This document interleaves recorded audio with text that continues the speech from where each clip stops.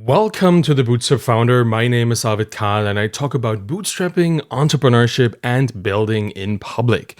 Today, I will talk about the 3 most common mistakes that people make on Twitter with their profile, the way they talk, these kind of things. Mistakes that, when fixed, will significantly improve your Twitter audience building game. And first, let me thank the sponsor of today's episode. One thing that always confuses me in my own businesses, and it really still does to this day, even though I've been doing this for years, is dealing with financials. I love the business part, the writing, the coding, but if you put me in front of a spreadsheet with all these CSV files from the bank and stuff, I just start getting very confused. It is not for me, but fortunately, it doesn't have to be for you either. Enter Pinto Financial. They streamline your bookkeeping, your forecasting, and your cash flow, but they don't stop there. They take it to the next level by providing custom, video-based monthly reports, so you always know where you stand. So think of them as your financial lifeline. They are guiding you through these choppy waters of business financial management. So if you're ready to get help navigating these waters with confidence, visit usepinto.com/learn to learn more about how Pinto Financial can help you build profitably. That's usepinto.com/learn. All right, let's get to our main topic today. Ever since I offered to tear down my followers' Twitter profiles on a whim pretty much a week ago, I've been inundated with requests. At $100 each, this has been a very popular offering and it's been quite profitable for me. And I've recorded dozens of videos diving into people's Twitter profiles and pointing out the small changes that can make a whole lot of difference. Today, I'll share the most common problems that I have encountered during those teardowns. The biggest one, the biggest misconception of them all is fundamentally getting wrong who your Twitter profile is for. That's number one. It's not for presenting yourself, and that's the surprise. It's not there to sell your product to people or get them to subscribe to your newsletter, particularly when you're just starting out. It's something else, because at some point in the future, when you reach critical mass with your following, you can make it about who you are and what you do, but in the beginning, your Twitter profile is all about what a prospective follower can expect to get from you. It's not about who you are. It's about what's in it for them. Think about it like this. Your profile on Twitter is one big promise of a Twitter relationship between you and the person who just found their way to your profile for the very first time. A good Twitter profile aims to convince its visitors that following you will pay off for them. That's what it's about. Consider that nobody really goes to a Twitter profile to buy an ebook or to sign up for a newsletter. People go there because they think interacting with you is worth their time in the future. They consider following you for their own gain. What's in it for them should be answered in every section of the profile. Not what you are about, what you've did in the past, but what's in it for the people who come to your profile. And that brings me to the second most often occurring issue that I've seen everywhere.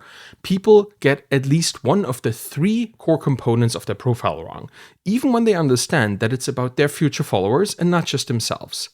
Twitter beginners often waste incredibly valuable real estate on their profile. Your Twitter profile is the only place on the whole platform that you have visual and content-related control over. Let that sink in. Nowhere else can you add things that people will reliably see when interacting with you. This is your only chance to set up a cohesive presentation that people will actually see. The 3 core components here are your visual header, your descriptive section, that's the bio, your link, and things like your location, and your indicative pinned tweet, which means it's an example of what people's experience with you will be on Twitter in the future. Let's go through them one by one. Your header image is a chance to visually communicate what people can get from building a relationship with you.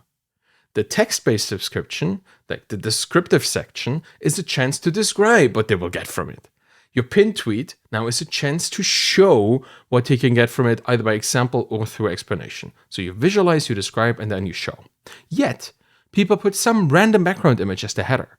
They write only about their past accolades and how they want to present themselves in their bio, and they pin a tweet that went viral like 2 years ago, hoping to get more people to like it, to get those numbers up. That's folly. don't squander your Twitter real estate. Create a header image that conveys the journey that you promise to take your followers on. Communicate very clearly what they can get, what they can learn from being your Twitter friend. Highlight your most authentic work in your pinned tweet. So show them what you got everywhere in your profile and don't waste the space with random stuff.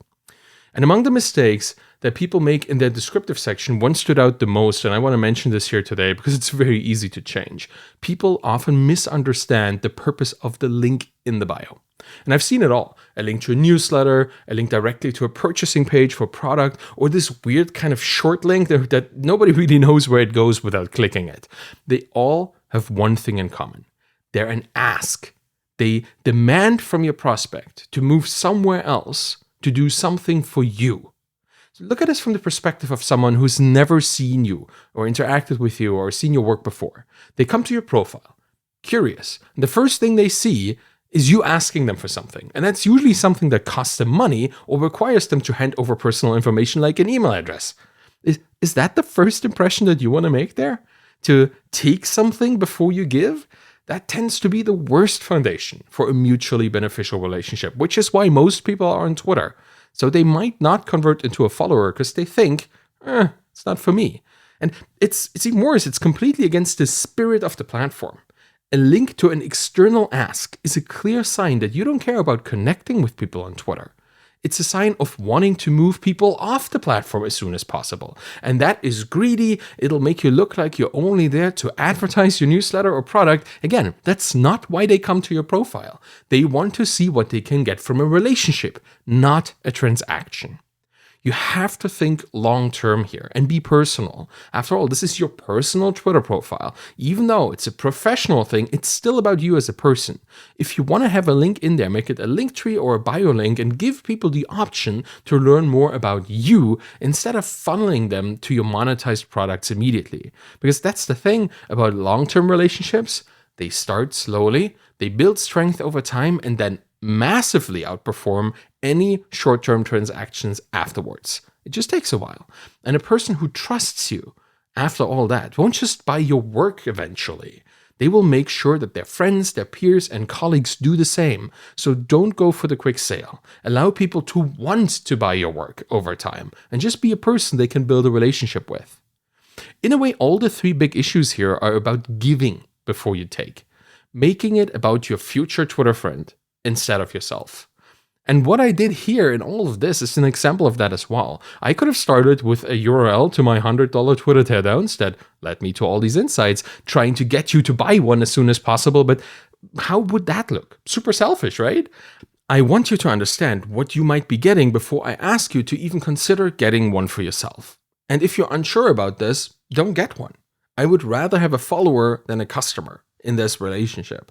Because I know that once you're ready, once you've seen me share enough insights about audience building and entrepreneurship and applied kindness, you might check it out because you want to. So treat your Twitter profile the exact same way. Because when you promise this fruitful long-term relationship for real people, with you, a real person, people will take you up on it. And that's it for today. Thank you for listening to The Bootstrap Founder. You can find me on Twitter at ArvidKahl, ARVIDKAHL. You'll find my books and my Twitter course there as well. If you want to support me and the show, please subscribe to my YouTube channel, get the podcast in your podcast player of choice, and leave a rating and a review by going to ratethispodcast.com/founder. Any of this will truly help the show. So thanks so much for listening and have a wonderful day. Bye-bye.